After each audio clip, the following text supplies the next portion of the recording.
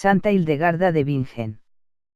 Fue abadesa, líder monacal, mística, profetisa, médica, compositora y escritora alemana. Es conocida como la Sibila del Rin y como la profetisa teutónica.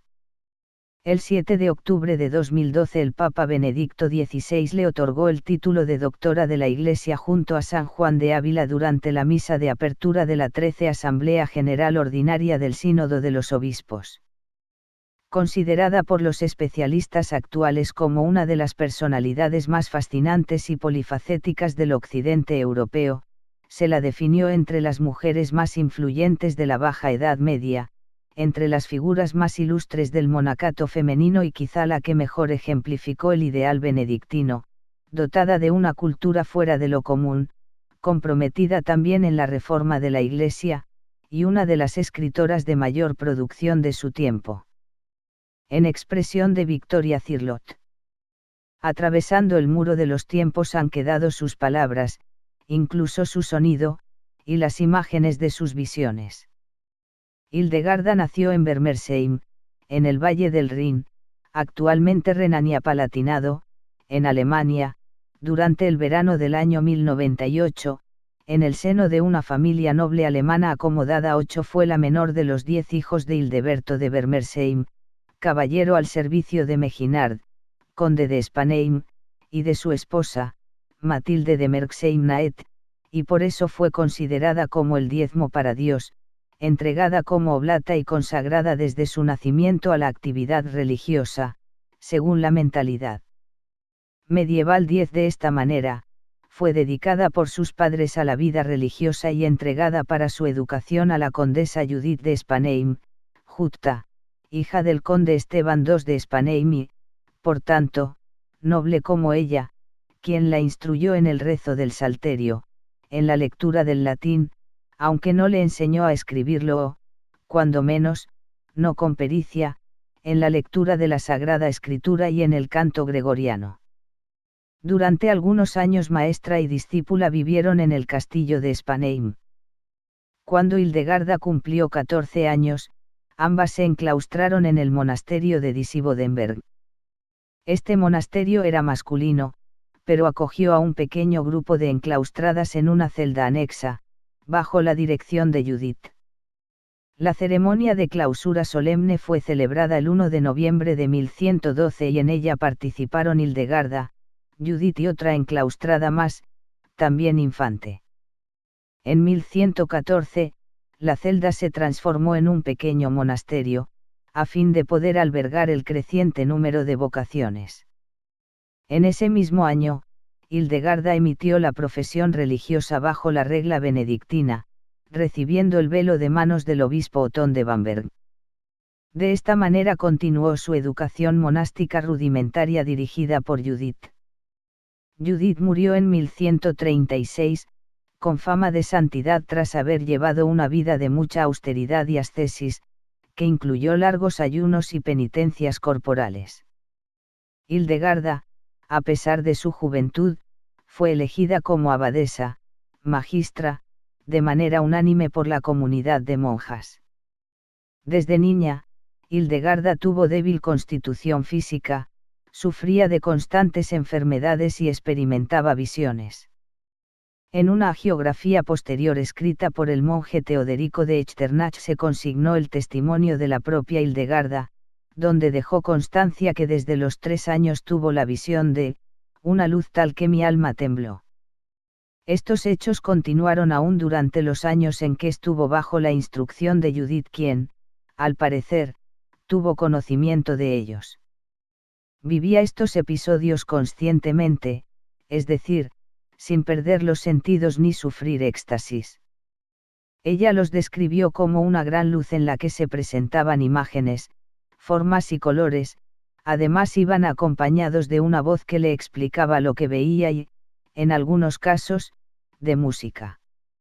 En 1141, a la edad de 42 años, sobrevino un episodio de visiones más fuerte, durante el cual recibió la orden sobrenatural de escribir las visiones que en adelante tuviese.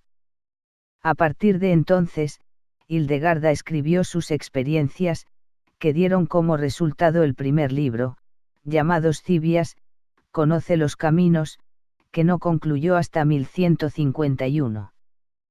Para tal fin, tomó como secretario y amanuense a uno de los monjes de Disibodenberg llamado Volmar y, como colaboradora, a una de sus monjas, llamada Ricardis de Stade.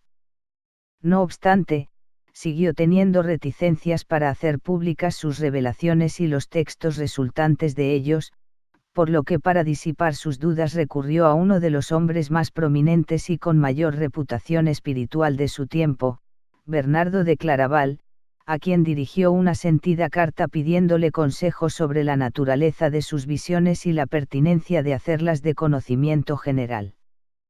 En dicha misiva, enviada hacia 1146, confesaba al ilustre monje cisterciense que lo había visto en una visión, como un hombre que veía directo al sol audaz y sin miedo, y al mismo tiempo que se atribuía a sí misma debilidad, solicitaba su consejo. Padre, estoy profundamente perturbada por una visión que se me ha aparecido por medio de una revelación divina y que no he visto con mis ojos carnales, sino solamente en mi espíritu. Desdichada, y aún más desdichada en mi condición mujeril, desde mi infancia he visto grandes maravillas que mi lengua no puede expresar, pero que el Espíritu de Dios me ha enseñado que debo creer. Por medio de esta visión, que tocó mi corazón y mi alma como una llama quemante, me fueron mostradas cosas profundísimas. Sin embargo, no recibí estas enseñanzas en alemán, en el cual nunca he tenido instrucción. Sé leer en el nivel más elemental, pero no comprenderlo plenamente. Por favor, dame tu opinión sobre estas cosas, porque soy ignorante y sin experiencia en las cosas materiales y solamente se me ha instruido interiormente en mi espíritu. De ahí mi habla vacilante. La respuesta de Bernardo no fue ni muy extensa ni tan elocuente como la carta enviada por Hildegarda, pero en ella la invitaba a reconocer este don como una gracia y a responder a él ansiosamente con humildad y devoción. Además, parece que el abad de Claraval posteriormente intervino ante el Papa Eugenio III en favor de Hildegarda, ya que tenía trato personal con el obispo de Roma porque éste era también cisterciense y antiguo discípulo suyo. Precisamente, el arzobispo Enrique de Maguncia, bajo cuya jurisdicción se encontraba el monasterio de Disibodenberg, y que estaba enterado de las visiones y profecías de Hildegarda, mandó una comisión al Papa Eugenio para informarse de lo sucedido y lograr que se declarara sobre la naturaleza de tales dones.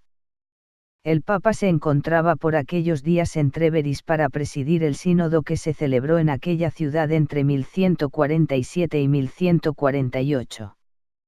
En 1148, un comité de teólogos, encabezado por Albero de Chin-y-Namur, obispo de Verdún, a petición del Papa, estudió y aprobó parte del Scivias.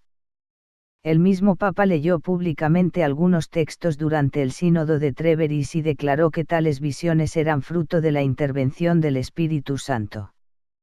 Tras la aprobación, envió una carta a Hildegarda, pidiéndole que continuase escribiendo sus visiones.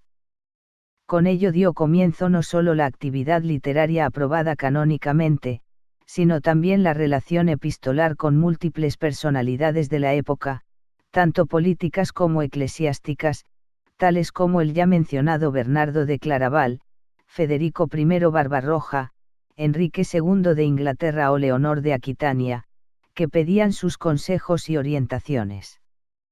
Tal fue su reconocimiento, que llegó a ser conocida como la Sibila del Rin. También en 1148 y sin haber concluido la redacción del Scivias, una visión la hizo concebir la idea de partir de Disibodenberg y marchar a un lugar, donde no había agua y donde nada era placentero, inspirándola así para la fundación de un monasterio en la colina de San Ruperto, Rupertsberg, cerca de Bingen al oeste del río Rin en la desembocadura del Nahe, para trasladar a la crecida comunidad y emanciparla de los monjes de Disibodenberg. Sin embargo, Kuno, entonces abad de Disibodenberg, se opuso a su salida, lo que contrarió a la monja en gran medida, al punto de ocasionarle trastornos físicos, que fueron atribuidos a causas divinas. Decían que había sido engañada por la vanidad. Cuando lo oí, mi corazón se afligió, mi carne y mis venas se secaron, y durante muchos días yací en cama. Ante esta situación intervino la marquesa Ricardis de Stade, Richardis von Stade, 29, madre de la monja que servía de secretaria a Hildegarda, quien logró convencer a Enrique I, arzobispo de Maguncia, 1142-1153, de que diera la autorización para la salida de las religiosas y la fundación del nuevo monasterio. Hacia 1150, se trasladó a Rupertsberg con cerca de 20 de sus monjas, obtuvo el permiso del conde Bernardo de Hildesheim, propietario del terreno elegido, y fundó el monasterio de Rupertsberg, del cual se convirtió en abadesa. Por esa época, su asistente y secretaria Ricardis la abandonó para convertirse en abadesa del convento de Basum en Sajonia. Ello causó la tristeza y oposición de Hildegarda, que luego reflejaría en serias cartas de protesta al arzobispo Hartwig de Bremen, hermano de Ricardis, quien había influido para conseguir el cargo abacial. Llegó a apelar hasta al Papa, sin conseguir que la monja volviera. Ricardis murió al año de la separación. Un año después del traslado concluyó el Scivias, y de esa misma época datan sus dos libros de contenidos sobre ciencias naturales, física y medicina, Cause et Cure, en los cuales expuso gran cantidad de conocimientos sobre el funcionamiento del cuerpo humano, de herbología y otros tratamientos médicos de su época basados en las propiedades de piedras y animales. Asimismo, comenzó la colección de cantos que tituló Symphonia Harmoniae Celestium Revelationum, que compuso para atender a las necesidades litúrgicas de su comunidad. Según algunas cronologías, también de 1150 dataría el inicio del Liber Vitae Meritorum. Hacia 1163, como fruto de sus constantes visiones, comenzó la escritura del Liber Divinorum Operum, la tercera de sus 3 obras más importantes y que tardaría alrededor de 10 años en concluir. Sin embargo, la abadesa alternó la vida contemplativa y de escritora con la de predicación y fundación, ya que en 1165 fundó un segundo monasterio en Eibingen, que visitaba regularmente 2 veces a la semana. La fama de santa y profetisa que llegó a tener la abadesa fue tal que, en 1150, el propio emperador Federico I Barbarroja la invitó a entrevistarse con él en su palacio en Ingelheim. El aprecio mutuo que generó esta entrevista, manifestado en las subsecuentes cartas, llegó a tal grado que, 13 años más tarde, el soberano otorgó un edicto de protección imperial a perpetuidad al monasterio de Rupertsberg. La labor de escritora de Hildegarda se vio interrumpida muchas veces por los viajes de predicación.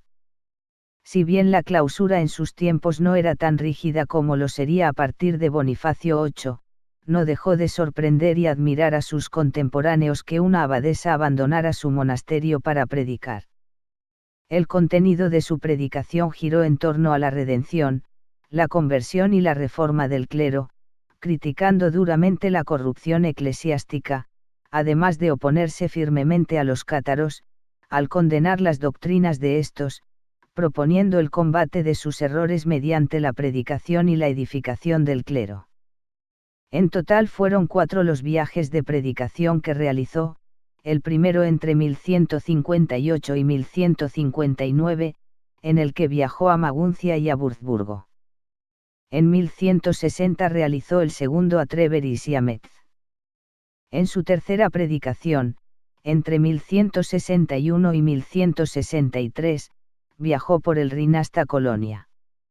En el último de sus viajes, comprendido entre 1170 y 1171, predicó en la región de Suabia. Además de estos viajes de predicación, Hildegarda usó las cartas para hacer sentir su opinión ante personajes notables. Con motivo del cisma provocado por la elección del antipapa Víctor IV,